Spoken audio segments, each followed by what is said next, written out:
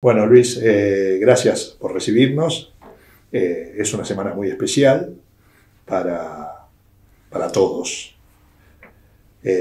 pero obviamente en particular para tu familia y para vos. Y bueno, hablando de tu familia, ¿cómo se compone? Bueno, yo estoy casado desde hace muchísimos años, creo que ya me olvidé cuántos. Con Ana María tuvimos 3 hijos, hoy tenemos 2, Paola ya no está. Mis hijos ya hicieron su vida, hoy tengo por suerte 7 nietos, 2 de mi hijo, 5 de mi hija. Bueno, 2 nietos viviendo en la Argentina, 5 nietos viviendo en Nueva York. Por suerte tenemos un contacto muy afectuoso con todos. Lo único que con los que viven lejos, bueno, el tema es el día a día no se tiene, ¿no? Pero por suerte disfrutamos de tener 5 nietos en Nueva York y 2 en Argentina. Dijiste, Paola ya no está. Contanos cómo era Paola. Bueno, Paola era nuestra hija del medio, la típica hija del medio, en donde su necesidad era competir con el hermano mayor y con la hermana menor y sobrepasarlo como todo hijo del medio, ¿no? Un carácter fuerte, y tenía una característica de personalidad vinculado con ese carácter fuerte, era que todo tenía que salir no bien, tenía que salir muy bien. Y a veces eso la hacía sufrir un poco cuando las cosas no salían como ella quisiera que salieran. Estudiaba Derecho en el momento del fallecimiento, estaba en su 3er año de la facultad, estudiaba para ser abogada, le iba muy bien. Y bueno, yo siempre me acuerdo de una cosa, le iba muy bien, pero solo en una materia. En la universidad tuvo un 10. ¿Y cuál fue esa materia? Derechos humanos. Justo el derecho básico que los terroristas no le dejaron ejercer. ¿Cómo era tu relación con ella? Como la de cualquier padre con sus hijos, tratando de inculcarle a Paola lo mismo que a su hermano mayor y a su hermana menor. A veces lo conseguíamos, a veces su propia rebeldía hacía que nos cueste un poco más, pero en definitiva, Paola lo que tenía de característico era que su competencia con sus hermanos le hacían siempre ganar frente a sus 2 hermanos. Y eso la ponía bárbara a ella y tal vez no tanto a sus hermanos, pero bueno, tenía esa característica de personalidad muy fuerte y siempre muy exigente consigo misma. El hecho de ser muy exigente consigo misma hacía que también sea exigente con los demás, por lo cual a veces tenía sus diferencias, tanto con sus hermanos como con sus padres, pero realmente era una persona con un nivel y unas ganas de superación fenomenal. ¿Se te vienen a la cabeza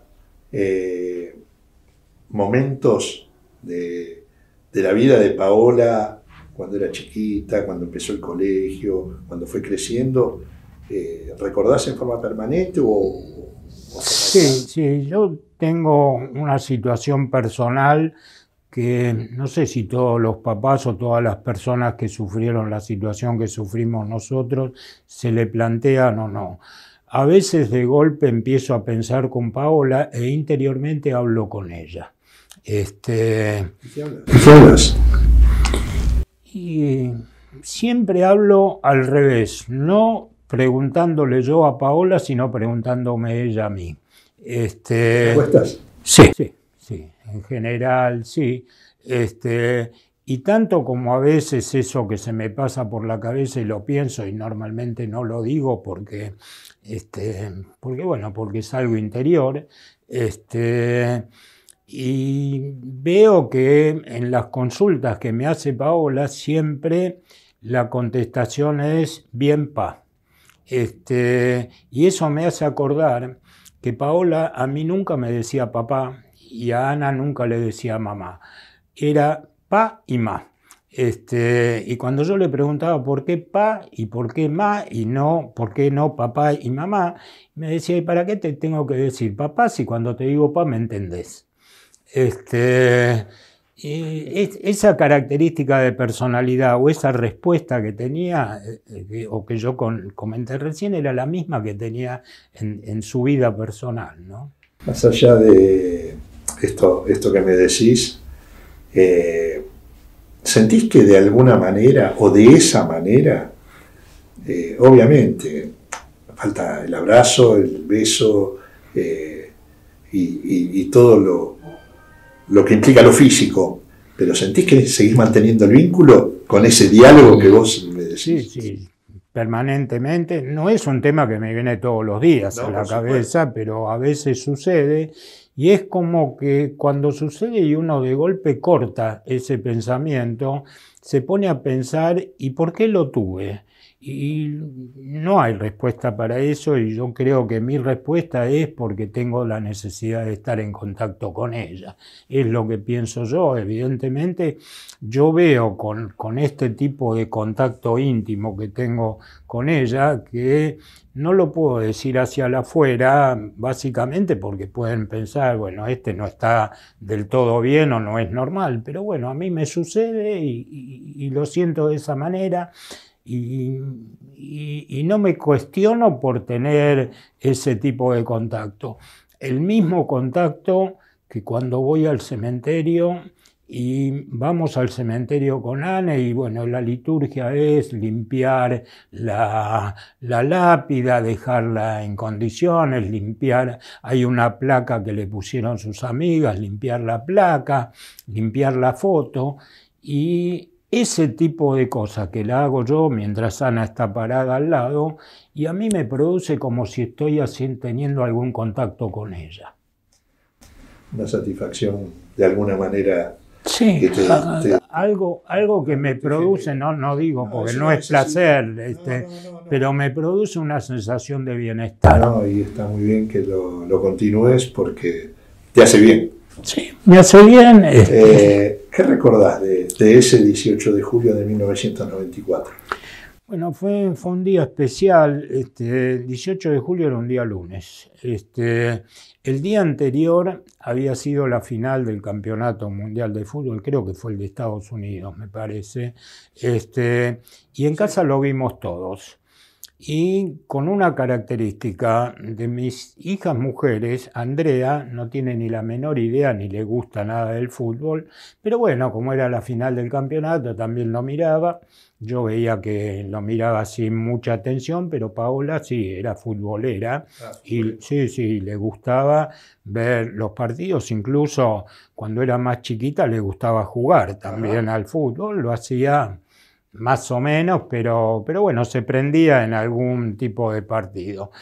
Y yo me acuerdo que la final la jugó Brasil, creo, y Paola decía que no tenía que ganar Brasil, no me acuerdo ni con quién jugaba, Brasil, la de 1994, ya te voy a decir. No sé si era Brasil con Italia, no me acuerdo bien, pero no quería que gane Brasil. Y bueno, Brasil jugaba, ya ni me acuerdo cómo salió el partido, pero bueno, Brasil jugaba medianamente bien. Y Paola se ponía mal cuando Brasil estaba medio jugando bien. Y terminó, bueno, la sobremesa, el partido, recuerdo que fue a la tarde, después cenamos. Y yo recuerdo que con Ana, nosotros trabajábamos en AMI y teníamos que hacer un trabajo. Brasil-Italia, sí. Teníamos que hacer un trabajo que había que empezarlo y terminarlo en el día. ¿Cuál era el trabajo? Se iban a traer desde la caja de seguridad de AMIA todas las escrituras públicas de los inmuebles que eran propiedad de la institución. Y había que sacar los datos que correspondían a la escritura pública para cargarlos en un, en un archivo que había en AMIA, datos de cada una de las escrituras.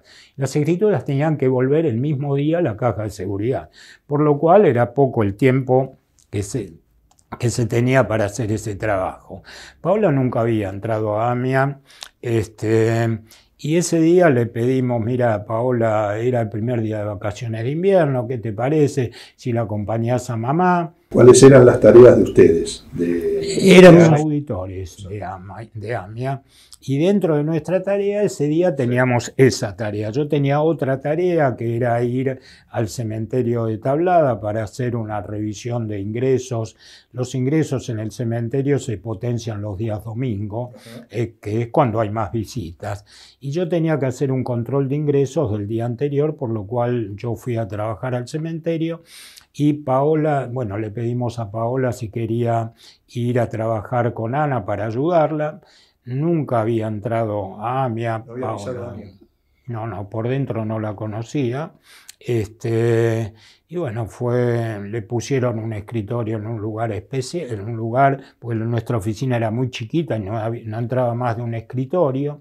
Entonces le pusieron un escritorio en la parte de administración, trabajaba ahí. Bueno, fue el primer día que entró a AMIA y el último día de su vida. Yo me acuerdo incluso de algunas cosas que habían pasado antes del día del atentado. AMIA había sufrido muchas llamadas diciendo hay una bomba, de esas amenazas, hubo de esas. Y yo me acuerdo había habido una, creo que en el mes de abril del año 94, y era un día que Paola había quedado con Ana, que después de que Ana terminara de trabajar se iban a juntar para hacer algo juntas. Y me acuerdo que Paola la llamaba a Ana, hubo una amenaza, desalojaron el edificio, estaba toda la gente en la calle. Y cuando Paola llamaba, obviamente el teléfono de la oficina sonaba y no contestaba. Bueno, hasta que Paola pudo comunicarse con Ana, estando Ana afuera, y Ana le contó. Bueno, tuvimos una amenaza, tuvimos que salir, desalojaron el edificio, y yo me acuerdo lo que le dijo Paola: mamá, terminala con tu trabajo en AMIA, andate, vos no tenés por qué quedarte y sufrir esas situaciones. Y me acuerdo la contestación de Ana. Dijo Paola, quédate tranquila, cuando amenazan que hay bomba, no hay bomba, cuando haya bomba no van a amenazar. Fue una premonición. Tal cual. Luis, ¿cómo te enteraste? Yo estaba en el cementerio trabajando y de golpe en el cementerio había un televisor, era temprano de mañana, el televisor no estaba prendido, suena un llamado telefónico, yo nunca supe quién lo hizo, y al que atiende le gritan una bomba en AMIA y se corta. Prende el televisor, este señor, que fue el único que escuchó eso, prende el televisor y apareció el cartel. Esa fue la forma de enterarme. Cortamos todo el trabajo, fui al auto, yo iba con una persona que me acompañaba en el trabajo y con mi hijo. Llegar a la capital fue un caos fenomenal. Yo me acuerdo cuando estaba viajando, me suena el teléfono celular y lo único que escuché fue un grito de Ana diciendo Paola, y después se cortó el teléfono. Después supe que el teléfono se lo había dado un periodista a Ana. Ana estaba en el edificio también, ella es sobreviviente, y un periodista le prestó el teléfono, ella llamó y lo único que pudo decir fue eso. Yo me acuerdo que viniendo por la autopista, un embotellamiento fenomenal en el peaje y un embotellamiento fenomenal después del peaje. Cuando estábamos llegando a la altura de Entre Ríos, yo le dejé el coche a este chico que iba conmigo y con mi hijo bajamos para ir caminando, corriendo. Toda la capital era un embotellamiento mayúsculo. Yo me acuerdo, estábamos como a 30 cuadras de AMIA, empezamos a caminar, a correr, caminar, y mientras nos acercábamos a la zona, yo me acuerdo íbamos por Entre Ríos y por Callao, y nos acercábamos a la zona después de que empieza Callao, y ya empezábamos a pisar en la vereda pedacitos de vidrio, de cemento, de hormigón. Era como que pisábamos restos sin saber lo que había pasado. No. Solo una bomba. No, ya prendimos la radio del auto. Sabíamos que había sido una explosión. Nadie sabía qué cosa, pero que había sido una explosión ya lo sabíamos. Bueno, si querés contame cómo siguió todo hasta que se enteraron. Sí, yo me acuerdo, llegamos a Tucumán, a Callao y Tucumán. Ya estaba cortada por la policía, Tucumán había cortado, la policía, había una cantidad de policías y algunas vallas, y con mi hijo queríamos entrar y no nos dejaban entrar. Yo empecé a los gritos, a los empujones y logré entrar. Después logró entrar mi hijo, fuimos corriendo por Tucumán hasta que empezó a haber un montón de gente y de golpe la vi a Ana, que algunos la estaban ayudando. Ana, digamos, estaba en otro lugar, que estaba en la otra habitación, digamos, la otra oficina. Estaba en su oficina.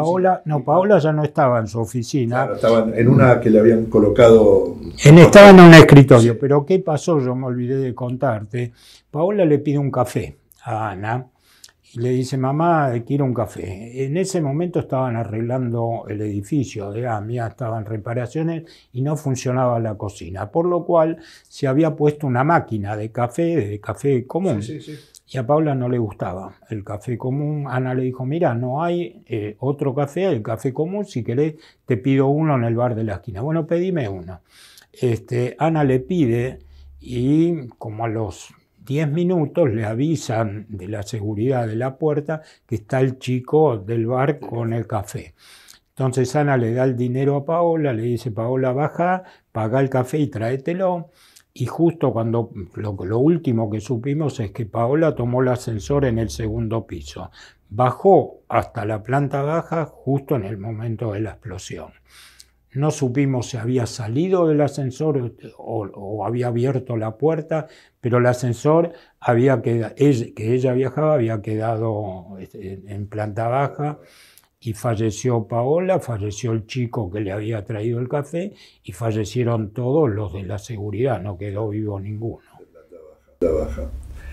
¿Y la ves a Ana cuando llegas? Sí. ¿Cómo estaba Ana? Yo no me voy a olvidar nunca de su cara. La parte de abajo de la cara, digamos, desde debajo de la nariz para la boca, era como un moretón, una hinchazón y un moretón fenomenal. Y Ana gritaba Paola, no gritaba otra cosa. ¿Y cómo tenía sus ojos? Totalmente fuera de órbita, es como que si tocas así se caía el ojo. Esa es la visión que tengo de la cara de Ana. No había forma de que pueda decir otra palabra. Estaba rodeado de varias personas, todos compañeros de trabajo de AMI, no podían ni frenarla, y bueno, eso es lo que recuerdo de la primera vista de la cara de Ana. Tardó, digamos, una cantidad de tiempo que yo no la puedo medir, pero en poder bajar y poder empezar a decir alguna otra palabra. No podía decir ni una otra. En ese momento, ustedes, digamos, sabían que Paola estaba desaparecida. Sí, de información concreta. No, información ahí hubo todo un tema caótico durante algunos días, ¿no? Yo lo único que recuerdo, bueno, que la gente estaba yendo por los hospitales a ver quiénes eran las personas que estaban internadas. Nosotros estábamos en Ayacucho, que se había habilitado la zona de Ayacucho, claro, para que estén las personas que estaban esperando noticias. Yo me acuerdo en un momento dado, había camionetas que iban, o coches que iban yendo por sanatorios, hospitales, preguntando. Y me acuerdo que vino un amigo mío y me dice, encontraron un papel en un hospital, el papel decía Paola. Bueno, yo imaginé que Paola estaba internada ahí. Bueno, después nos dijeron que era una persona que estaba en esa camioneta que había anotado el nombre de Paola en un papel para no olvidárselo. Bueno, y así que las noticias que sí, que apareció tal, bueno, en definitiva, A los 2 días nos llamaron para que vayamos a la morgue. Había un amigo nuestro que nos dijo: ustedes no entran a la morgue, voy a entrar yo.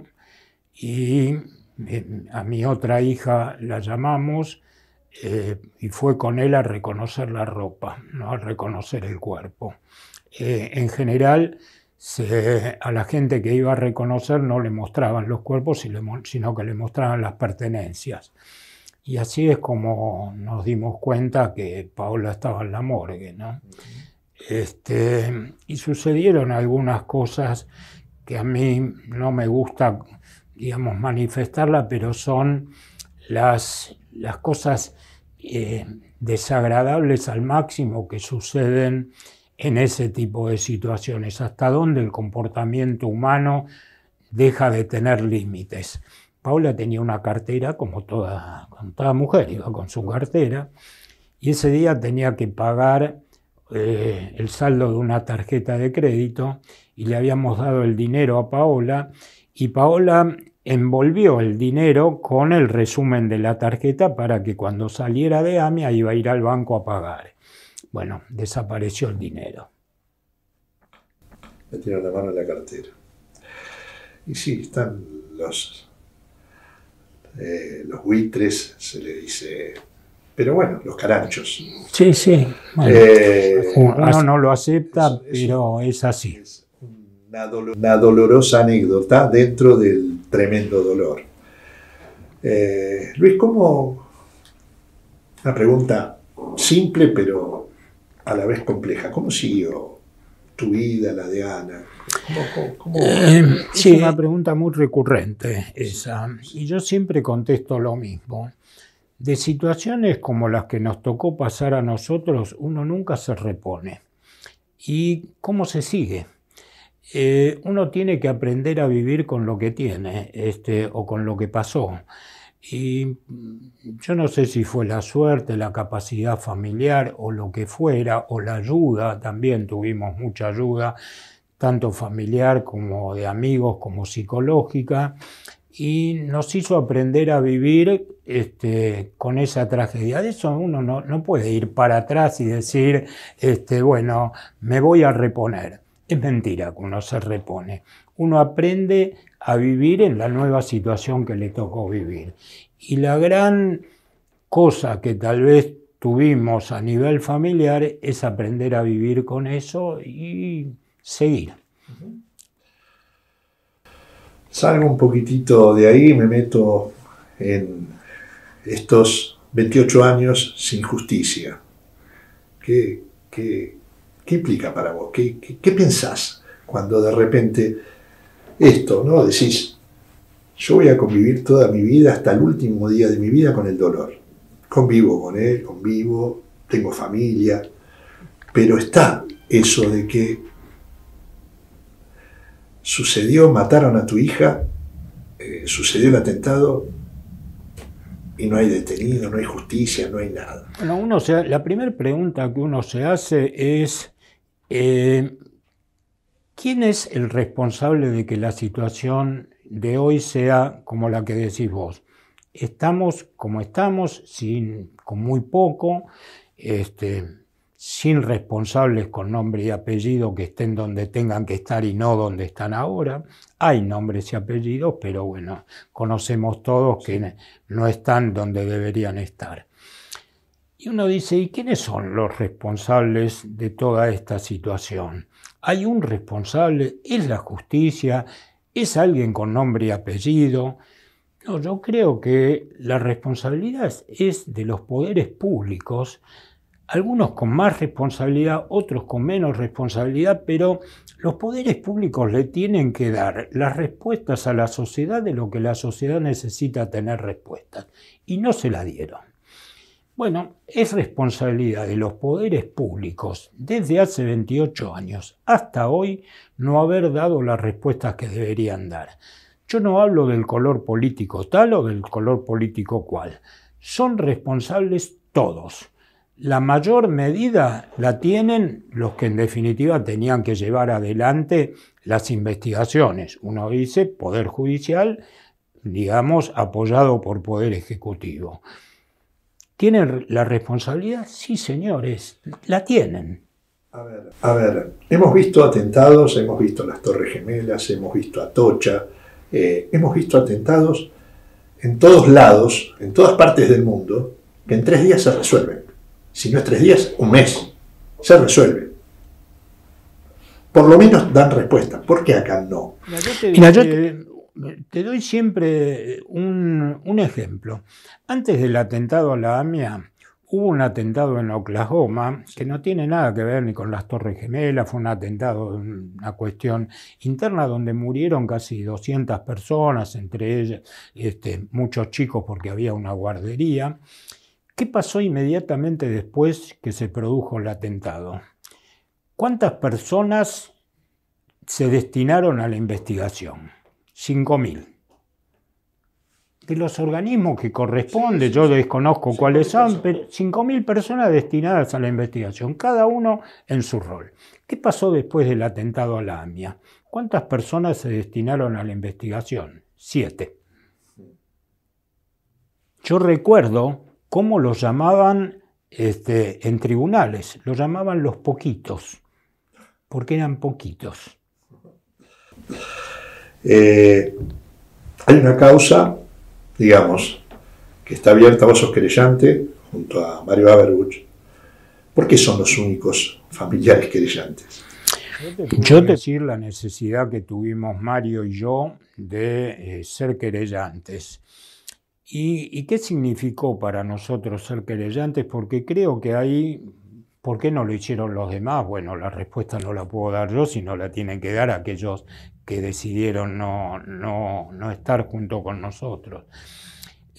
Mario y yo lo que decidimos al decidir ser querellantes es que nosotros no queremos que tal o cual admita o diga yo soy culpable o lo diga la justicia. Queremos saber la verdad.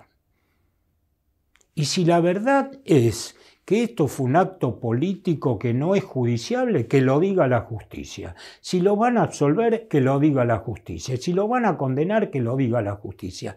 Alguien tiene que analizar si esto es pasible de tener pena o no. ¿Y quién es el que lo tiene que hacer? La justicia. Nosotros no estamos buscando la culpabilidad de tal o cual persona. Estamos buscando que la justicia nos dé la respuesta frente a nuestro reclamo.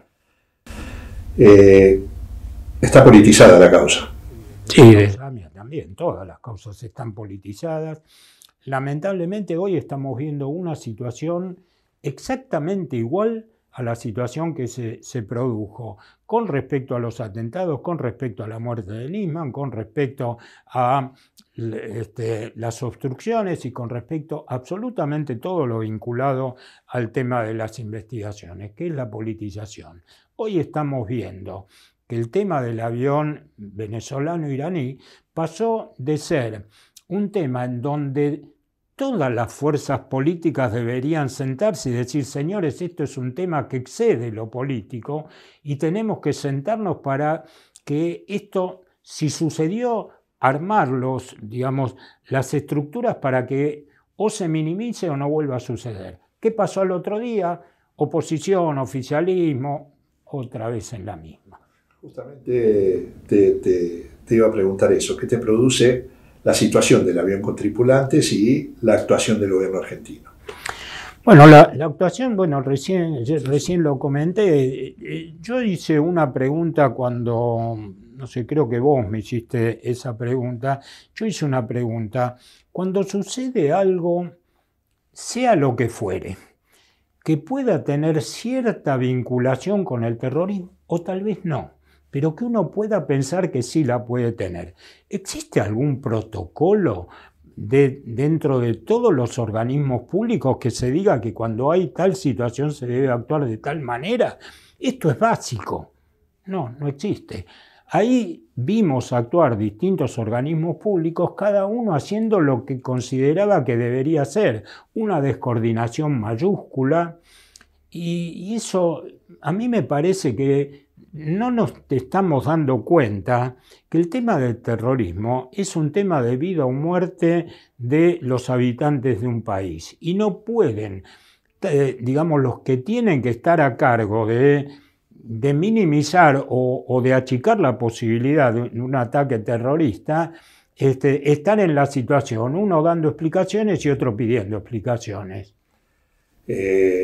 Cuando fue el caso de la AMIA, algunas investigaciones o se estableció de alguna manera que para que suceda el atentado tuvo que haber una cobertura interna. Sin ninguna duda. ¿Crees que puede estar sucediendo algo similar ahora? Es posible que sí, es posible que sí. Tal vez es posible cobertura interna, tal vez es posible infiltrados haciendo de cobertura interna o armando la cobertura interna. Es posible que exista todo esto. En el atentado a la AMIA, tanto como en el atentado a la embajada, a nadie se le pasa por la cabeza que vino un tipo en un avión con 300 kilos bajó, preguntó dónde queda la AMIA, se tomó un taxi, fue, puso la bomba y se fue. Eso no existe. Evidentemente, para que exista cualquier tipo de atentado, tiene que haber cobertura interna. Lo que vos comentaste de lo que dijo Ana en abril del 94, trae a colación lo que está pasando ahora. Los terroristas nos tocan timbre. Mira, hay algo que tenemos que entender de los terroristas. Son asesinos, pero no son idiotas. Y hay alguien que dijo acá, bueno, pero los que vinieron en el avión, nadie tenía pedido de captura. A mí me parece que es de una ingenuidad y un infantilismo tan grande. No, me parece, objetivamente, tal vez lo puede haber dicho con otro tipo de intención, pero supongamos que lo haya dicho con la mejor intención. ¿A vos te parece que un terrorista puede venir con prontuario y entrar al país y que el país le detecte el prontuario? Esto me parece un infantilismo o una explicación digna de decir, muchachos, hablemos más seriamente de este tema. ¿Qué opinas del trabajo de Nisman? Yo tuve mucho vínculo con Nisman. No era mi amigo, él estaba siempre en su función de fiscal, yo en mi función de papá de una víctima. Nisman tuvo lo mismo que tiene cualquier persona que está trabajando. No todo lo que hizo fue maravilloso y no todo lo que hizo fue una porquería. Y esto es lo que se mira desde el punto de vista de aquellos que dicen que Nisman era Gardel o aquellos que dicen que Nisman era lo peor. Nisman tuvo un acierto realmente importante en su investigación, que fue el tema de la conexión internacional. Ese objetivo hay que entenderlo porque avanzó y avanzó con pruebas que para mi gusto son concluyentes y llegó a resultados que después tal vez podríamos hablar porque esto no sigue, ¿no? Pero tuvo también una carencia. ¿Y cuál fue la carencia? Él sostenía que no había conexión local, que esto no... Y una cosa es lo que puede sostener desde su convencimiento y otra cosa es lo que pueda sostener dentro de su investigación. Creo que la investigación de Nisman de la conexión local fue muy limitada. ¿Pensás que el memorándum se firmó en su momento para encubrir? Yo no sé si los que firmaron pensaron o no pensaron en eso, eso lo tendrán que decir los que decidieron y los que firmaron, pero objetivamente el memorándum encubría. ¿A quién se le pasa por la cabeza que un juez argentino va a ir a Irán a tomarle declaración a los iraníes? Supongamos, vayamos por el absurdo, supongamos que sea así. ¿Dónde iba a tomar la declaración? ¿Se iban a presentar los iraníes? Si no se presentaban, los iba a sancionar el juez. Me parece todo esto de una ingenuidad mayúscula. Y lo más grave de todo esto, un juez cuando interroga a alguien tiene tres posibilidades: falta de mérito, sobreseimiento o procesamiento. Y el procesamiento tiene dos caminos: con prisión o sin prisión. Con prisión es porque haya posibilidad de fuga o de entorpecimiento. Supongamos que el juez argentino interroga a un iraní y dice: yo lo voy a procesar con prisión preventiva porque usted se puede escapar fácilmente. ¿Cómo hace en Irán para decirle a un iraní? Me parece de una torpeza, no mirando, digamos, el memorándum con otro objetivo, sino mirando el memorándum como aplicación práctica. ¿Estás conforme con la actuación de la dirigencia de las instituciones de la comunidad? Las instituciones de la comunidad, hay que entender que son instituciones que representan a la comunidad, ya sea a las personas o a las instituciones, según sea mi audalla, y en ese sentido tienen ciertos condicionamientos como institución propiamente dicho. Yo creo que hubo de todo en esto, y una de las cosas que hubo, que yo no sé si todavía existe o no existe, es ver el distanciamiento que hubo entre las dos instituciones, a ver quién tenía más protagonismo que la otra. El ataque a la AMIA dio mucho protagonismo a la comunidad judía. Y ese protagonismo tal vez a veces, y creo que muchas veces, produce cierto tipo de desvío, como creyéndose más de lo que corresponde o teniendo más protagonismo del que se debería tener. Hubo una pelea por el protagonismo, me parece absolutamente inconducente. ¿Y qué hicieron después las dos instituciones? ¿Tienen posibilidad de ir más allá de lo que fueron? Y alguno dirá que sí, alguno dirá que no. ¿Tienen contactos con el poder de turno para que eso los limita en algún tipo de, digamos, de decisión? Y obviamente sí. Yo no hablo con el poder de hoy, sino que hablo con el de hoy, de 28 años para atrás. Hicieron lo que podían haber hecho. Para mi gusto, tal vez podían haber hecho más. ¿Cuándo llorás, Luis?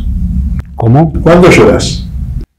Y ahora ya prácticamente, no sé, hace mucho que no, pero en general me pasaba de que se me caían las lágrimas cuando estaba solo. Tengo esa cosa personal de tener cierta vergüenza de que me vean en ciertas situaciones. Bueno, es así, yo soy así, no sé si está bien o está mal, pero soy así, lo hacía solo. Ahora en unos días hay un nuevo acto en el cual todos vamos a Pasteur nuevamente después de la pandemia, pero uno tiene la imagen de las cuadras llenas, atravesar Corrientes, el palco. ¿Qué significa para vos esto? Significa algo importante y tal vez no demasiado trascendente al mismo tiempo. Importante, ¿por qué? Porque es recordar a las víctimas, eso es importante, transmitirle a la sociedad que esto no hay que olvidar, mantener la memoria, reclamar lo que haya que reclamar. Pero pasa lo que pasa siempre, termina el acto y ¿qué pasa el día después? Terminó el acto y estamos en otro tema. Te voy a hacer la última. Nosotros habitualmente hacemos una pregunta que no va a ser este caso, porque la respuesta en este caso es cantada, pero te voy a hacer una modificación a la pregunta que hacemos nosotros. Esta semana se cumplen 28 años del atentado. Paola tendría 49, si no me falla la cuenta. ¿Cómo la imaginas a los 49 años? Mamá de 2 hijos grandes, abogada exitosa. No quisiera que se compare la palabra, pero bueno, me sale decirlo así. Ella había dicho hace muchos años, cuando se le preguntaba qué vas a hacer cuando seas grande, ella decía, voy a tener 2 hijos, y los hijos van a ser 2 hijos varones, y Paola les puso nombre incluso, y dijo que sus hijos se iban a llamar Kevin y José. Y cuando le preguntábamos por qué Kevin y por qué José, con su particular forma de ser, ella decía, Kevin porque me gusta a mí y José porque no les gusta a ustedes. Yo la imagino madre de 2 hijos, con el vínculo normal de mamá e hijos, los hijos, ella con 49 años, los hijos universitarios, la imagino así.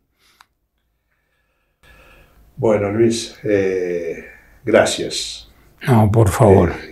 Gracias por hablar así, libremente, sin ningún tipo de condicionamiento, mostrar nuevamente tu corazón, tu alma en una semana muy, muy difícil, más allá que para vos hace 28 años todos los días, en algún momento del día es un momento difícil.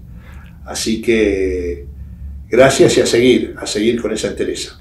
Bueno, gracias a ustedes por tenerme en cuenta y bueno, ojalá hacia adelante podamos tener un país en donde los poderes públicos, como dije antes, le den las respuestas que hoy no tiene la sociedad, que podamos tener un país mejor y más justo, en donde mis nietos puedan desarrollarse con más posibilidades de no tener que andar reclamando lo que no hay que reclamar.